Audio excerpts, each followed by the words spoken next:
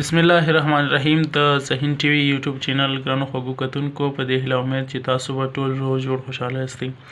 خوږو ملګرو په نننۍ ویډیو کې به زه تاسو ته وښیم چې څنګه کولی شو موږ د دوو کمپیوټرونو ترمنځ ډیټا سیف اینډ ریسیو کړو. نو لکه د یو کمپیوټر نه بل کمپیوټر ته د لینک د کیبل په واسطه څنګه موږ ډیټا واستو. نو خوږو ملګرو راځو ویډیو شروع کوو. د ویډیو شروع کېدو نه مخکې له تاسو یوه هیله کوم که چیرې تاسو زموږ یوټیوب چینل نه وي سبسکرایب کړی هغه درسره ضرور سبسکرایب کړئ او ورسره څنګ کې د بیل نشان هم ووهئ چې کله موږ نوې ویډیو اپلوډ کوو د هغې خبرتیاوې یا نوټیفیکیشن تاسو ته زر تر زر ورسیږي. نو خوږو ملګرو کله چې تاسو غواړئ یو کمپیوټر نه بل کمپیوټر ته ډیټا واستوئ نو تاسو باید له دغه کیبل څخه استفاده وکړئ. انټرنیټ کیبل دی نو دا به تاسو په کمپیوټر کې وصل کړئ. کله چې دا تاسو وصل کړو نو د دې څخه وروسته به تاسو راشئ او په کمپیوټر کې به تاسو په دواړو کمپیوټرونو کې به تاسو خپل فایروال چې دی هغه به آف کړئ. صحیح ده، فایروال به تاسو آف کړئ. تاسو به د کنټرول پینل د لارې راشئ فایروال ته او بیا به دلته تاسو خپل فایروال آف کړئ.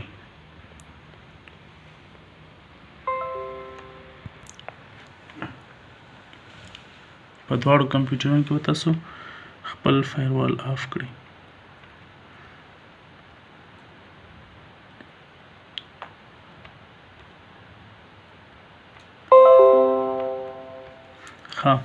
کله چې تاسو دواړو کمپیوټرونو فایروال آف کړو نو بیا به تاسو په دواړو کمپیوټرونو کې آی پی ادرس اساین کړئ. نو تاسو به راشئ دلته او په دغه انټرنیټ علامه باندې به تاسو رایټ کلیک وکړئ، بیا به اوپن نیټورک اینډ شیرینګ ووهئ. دلته به تاسو دا وینډوز 8 ته نو دلته به تاسو ایترنیټ ووهئ او بیا به دغه اپشن د لارې تاسو ایترنیټ رایټ کلیک او بیا هم پراپرټیز کې به تاسو دغه اپشن ووهئ ورژن 4 او دلته به تاسو یو د ځان نه آی پی جوړه کړئ، یعنی داسې آی پی ادرس ورکړئ چې تاسو ته بیا یاد وي.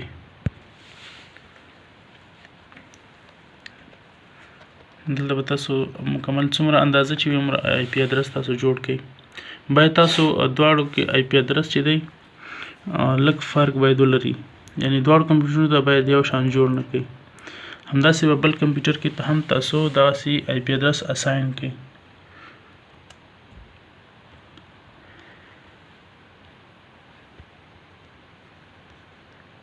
هماغه طریقې د لارې به تاسو پراپرټیز نه او ورژن 4 دلته به تاسو یو دانه فرق باید ولري، لکه هلته موږ یو ورکړو لس 00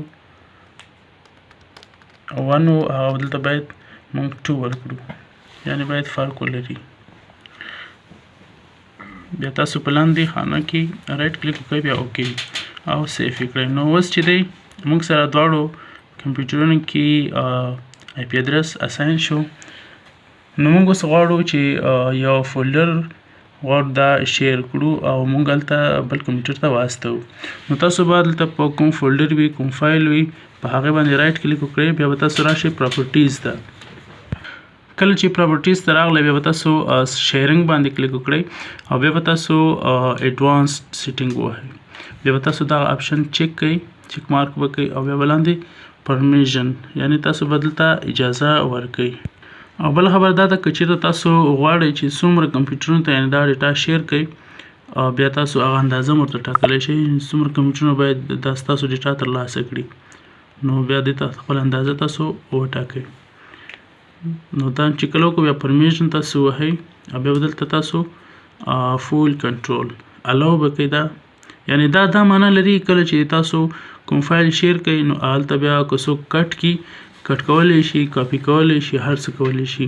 همداشان ریډ دی یوازې لوستلی شي، کتلی شي، خو نور هغه کاپي کولی یا کټ کولی نه شي چې هلته خپل په کمپیوټر کې هغه هماغه ډیټا پیسټ کړي.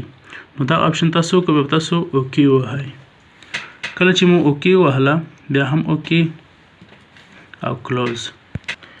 نو بیا به تاسو راشئ او هغه کمپیوټر ته چې کوم ته غواړئ واستوئ هغې ته به راشئ او دلته به تاسو د رن کمانډ خلاص کړئ یعنی وینډو کی او آر به تاسو شارټکټ دی دلته به تاسو د هغه کمپیوټر کوم چې تاسو غواړئ هغې نه ډیټا ترلاسه کړئ د هغه کمپیوټر آی پی ادرس ولیکئ اول به 2 سلیش وهئ بیا به تاسو هماغه آی پی ادرس ولیکئ چې کوم موږ هلته په هماغه کمپیوټر کې کړی وو لکه 10001 بیا به اوکې وهئ کله چې مو وهله دلته تاسو ته یوه بله صفحه راځي دلته یوزر نیم او پاسورډ غواړئ دلته یوزر نیم کې به تاسو هغه نوم ورکوئ چې هغه ابل کمپیوټر کې یعنی د کمپیوټر نیم چې کوم وي هغه به تاسو دلته ورکوئ هغې نوم دی اډیل صحیح ده او پاسورډ چې دی پاسورډ کې به تاسو د هغه کمپیوټر پاسورډ ورکړئ یعنی کله چې تاسو کمپیوټر خلاصوئ پاسورډ ته اړتیا وي یعنی کوم ځای کې چې کمپیوټر خلاصېدو پاسورډ یې هماغه به تاسو دلته ورکړئ بیا به تاسو اوکې وهئ او هغه فولډر چې ګورئ مونږ شیر کړی و هغه دلته راغی اوس غواړو چېرته تاسو غواړئ دا کمپیوټر دا ډیټا د فایل فولډر کې چې کومه ډیټا ده دا خپل کمپیوټر ته واستوئ نو بیا تاسو کولی شئ چې دا ولېږئ نو دې ځای نه به تاسو دا هم کاپي کولی شئ هم کټ کولی شئ خو که چېرته تاسو دا دلته کټ کړئ نو بیا تاسو هماغه کمپیوټر نه هم کټ کېږي یعنی هغه ځای نه ډایرکټ دلته راځي او که چېرته تاسو کاپي کړو نو هم هلته پاتې کېږي او هم دلته پاتې کېږي نو خوږو ملګرو په دې هیله چې ویډیو مو خوښه شوې وي تر بلې ویډیو په خدای سپارم خوشحاله سوکاله کامیاب اوسئ مننه